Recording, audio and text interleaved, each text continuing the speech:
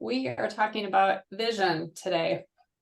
So before we even get into that, I'm pulling from the Profitable Software Academy content here. So we've focused on sustainability for SAFE and definitely helping companies achieve sustainable profitability for their software solutions. And to support that, we have the Profitable Software Academy, which is an amazing collection of courses. And the topic today is definitely one that we cover in the Academy. So I'm happy to have Jason and Carlton here who can help talk about that particular topic because they are both creators and instructors in the Profitable Software Academy.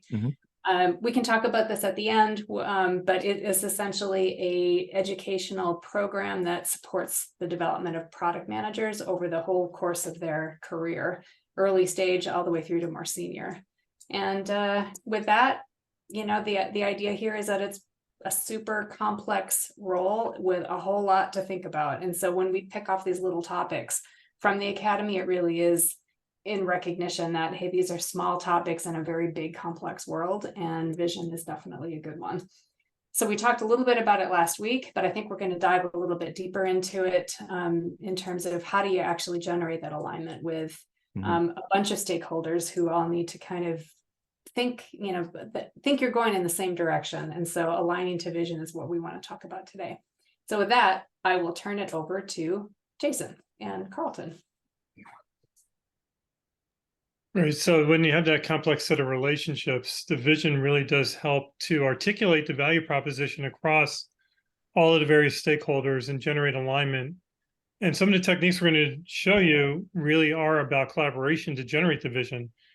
Secondly, I think it really helps to differentiate. When we review some of the assignments, we're really looking for things that are inspirational, aspirational, but also strategic in a way that is different than competitors in some way. It doesn't have to be a massive differentiation because even small differences matter. And that actually, I think, generates the bonds that you want with your customers and with your other stakeholders are going to help promote and sell the solution to your customers. And finally, I think it really helps for the developers to understand what direction are we going? Where do we really want to be 3, 5, 10 years from now with what we're doing day to day? So I think that's really the kickoff for vision. Hey, Jason, do you mind if I share an anecdote about why aligning is really, really important? Real quick Absolutely. one. Yeah. So, and I want to use my own experience because that's what I know best. So as we were getting ready to think about the Profitable Software Academy, I went through a vision exercise with the executive team here at Applied Frameworks. We used some of these frameworks that you're going to see. Very, very interesting. And I'm glad that we did it because within the executive team at Applied Frameworks, there were some slightly divergent ideas about what we thought the Profitable Software Academy could be.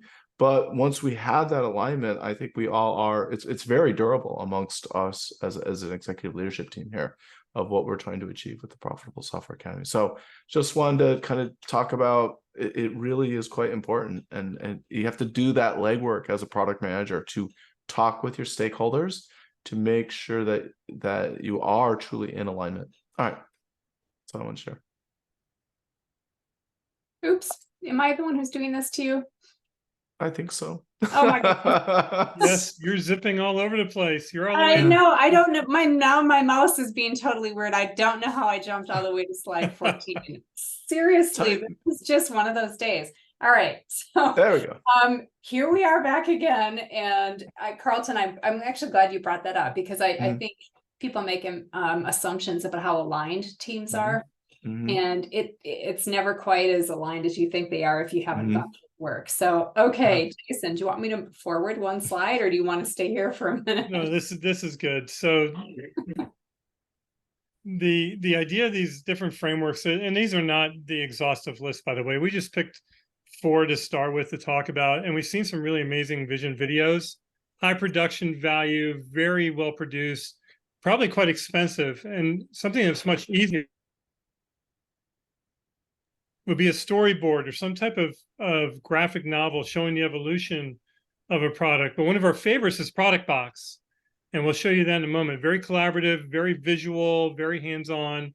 And finally, a press release, more for the verbal and something you can read and talk about. So we actually find that people gravitate one way or the other depending on their level of creativity, because Product Box can be really creative. So Laura, go ahead and go to the next slide for some examples that Carlton can talk about. All right, so let's take a look at these Product Box examples. And I do agree with you, Jason, that people gravitate for one for the other.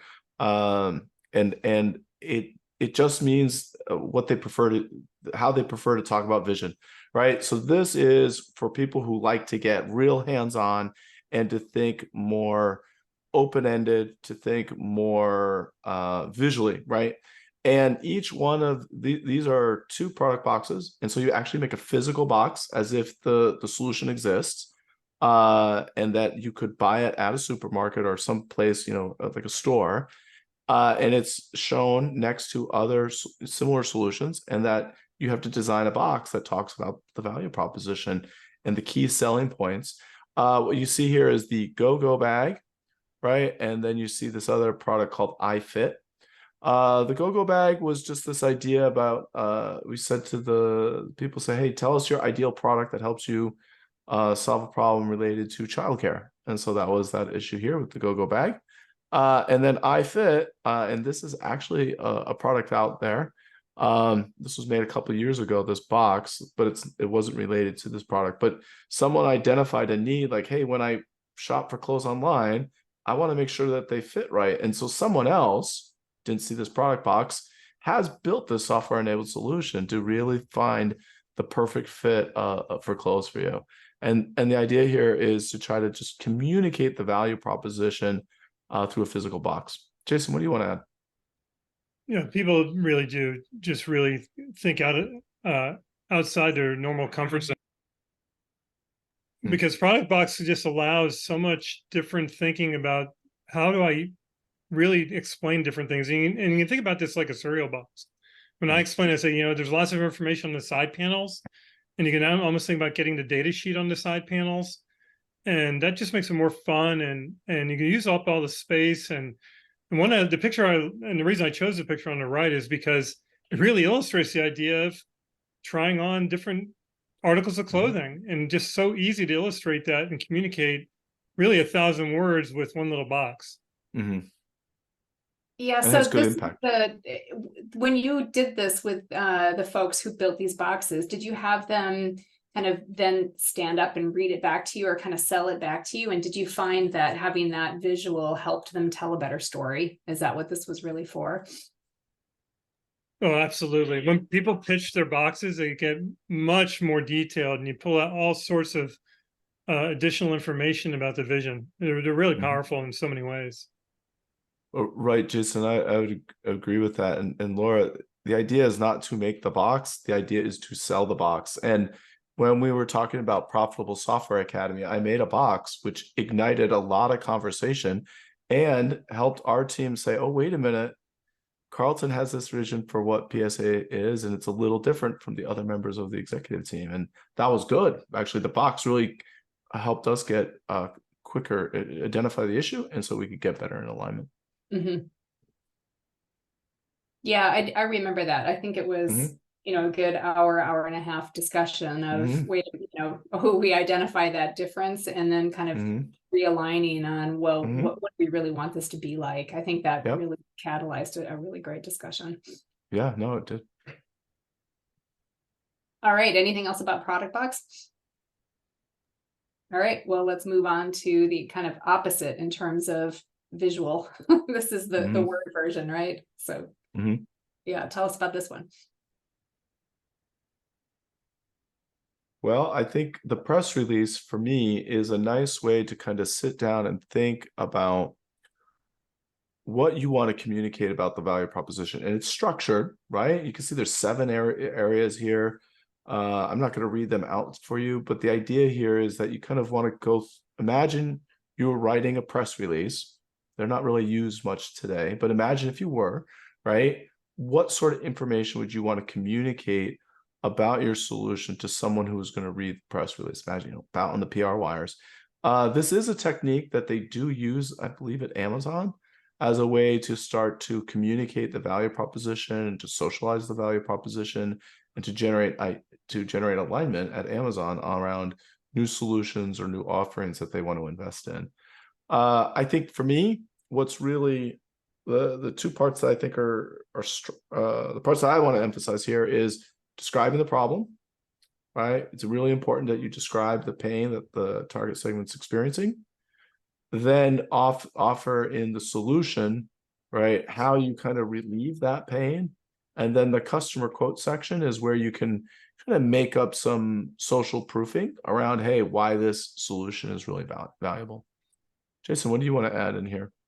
Yeah, I agree. If you go to the next slide, Laura, we've got the example here, and don't expect the audience to read this right now, but the thing that I've seen most effective about these press releases is when the problem really pulls someone in to feel like, yes, that's me. I've got that problem.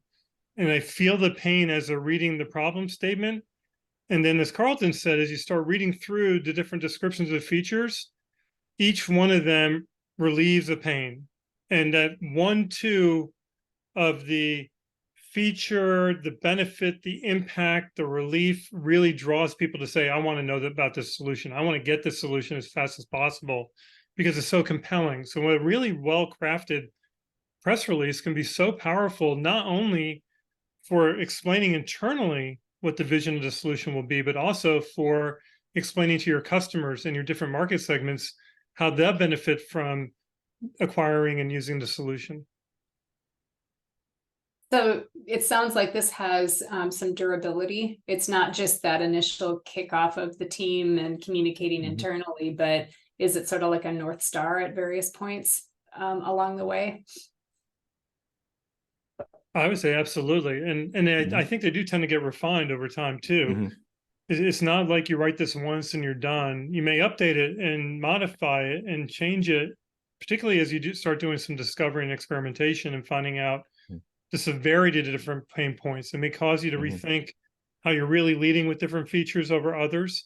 Because as product managers, we tend to think that we've got really good intuition, but until we actually start collecting insights from customers, we're not really sure 100%. And I think that's, although the idea of the press release is durable, I think it can be modified and updated and improved over time. I also think it's great copy you can use when you actually go live and you're ready to launch. I mean, this is almost a steel thread to pull all the way through the whole sequence of development and delivery from idea to going live and selling the product.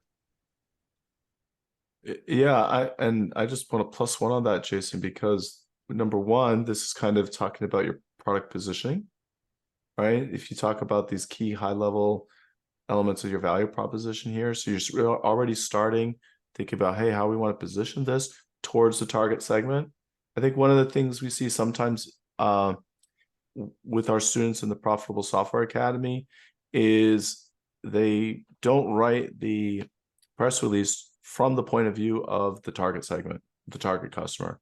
And so the press release falls a little flat, right? And so when you put it in the perspective of the target customer, then it becomes a lot more aspirational, a lot more compelling. One of the things that I sometimes hear in talking with teams of people who are building software when the team is more than one, right? When you start to get at that scaling perspective, is that sometimes the team members building a particular thing don't necessarily see or understand how their work fits into the bigger whole. And this is the kind of vision that can be consumed by everybody who is building that solution. Even if your component or the part that you're working on is just a subset of the whole, when this is kind of kept current and this becomes the guiding, I guess, vision for that whole solution, and it's communicated internally to every team member who's building the software in some kind of way or the solution, I think this really helps keep people inspired by the big problem they're trying to solve, even if their component of it is smaller than the whole. Yeah, absolutely. The context is super valuable. Yeah, people want to know that what they're working on is important, and this can kind of help keep all teams aligned. Anything else you want to add about this? Well, those are the two of two sides of one coin, right? The very creative Mhm. way of aligning and creating and communicating a vision. What I like about Product Box is when you videotape the delivery, or when you record the delivery of these, oh my God, I'm 300 years old. When you record these, the delivery of the Product Box, you can socialize those internally too. They make great a fodder for email or for kickoff to meetings, to just, again, keep people aligned. And then this way, this is the other side, obviously no visuals at all, but again, it's a great way of making sure everyone knows what are the problems we're solving and how are we planning on delivering that to the customers that we're going to get. So I'm going to get in my horse and buggy and head back to do other things later on today. But before we do, let's wrap this one up. So if you want to know more about this, you can let us know, and I would be happy to send you an excerpt. It's like a nice 80-page PDF that comes from the Software Profit Streams book, and it touches a little bit upon this, but it gives you a taste of where this content is coming from. And other things, Jason, Carlton, you want to add any other tips to help leverage this? Yeah, I think part of it is having some fun as well, because the more you look at this as an activity for really thinking about what could be possible, the more fun it is. And if you approach it as like, oh, I've got to create the vision, it's probably going to fall a little flat. Again, thinking about it like, I want to inspire people. I want to deliver some fireballs. We talk about how product managers can deliver fireballs and awesomeness in their solutions. That's where I think the mentality of building the vision, because this is the most fun time to do it at the beginning. So pull out all the stops. I mean, really be as big as you can think about at this stage, because you can always narrow later. But at this point, we want to be really thinking big about what's possible. And I think that idea carries forward to any framework you pick, whether you're making a storyboard, doing a product box. We talk about cover story, which is another framework. The best cover stories I see are really just amazing, because I can tell when the person created it, they were thinking really big. Yeah, well, that is your time to think big, because you're talking about a potential future state. So really, you shouldn't feel constrained. It hasn't happened yet, and there's nothing to say that you can't make it happen. So thinking big is really kind of that's your opportunity to do that. All right, so beyond these, you can also go to the Applied Frameworks website, and we have our splash section that has blog content as well as webinars that have happened in the past, so you can listen to some recordings, and we have some future ones that are available there to sign up for. And other than that, if you want more information about the Profitable Software Academy, that's how you can reach me. You can also just send an email to profitstream@appliedframeworks.com. And we would love to hear if there's anything else that you wish we would talk about in future webinars. So we appreciate everyone being here. And if there are no more questions, and I don't think we have any right now, so I haven't missed anything. So I think with that, any last words before we let people go? Nope. Thanks for bearing with us with our challenges today. Yeah. Thank Everything you. that could go wrong went wrong. So That's right. Yeah, I appreciate it as well. Thank you both, and we'll see you next time. all right. See you next time. Bye now. All right, bye-bye.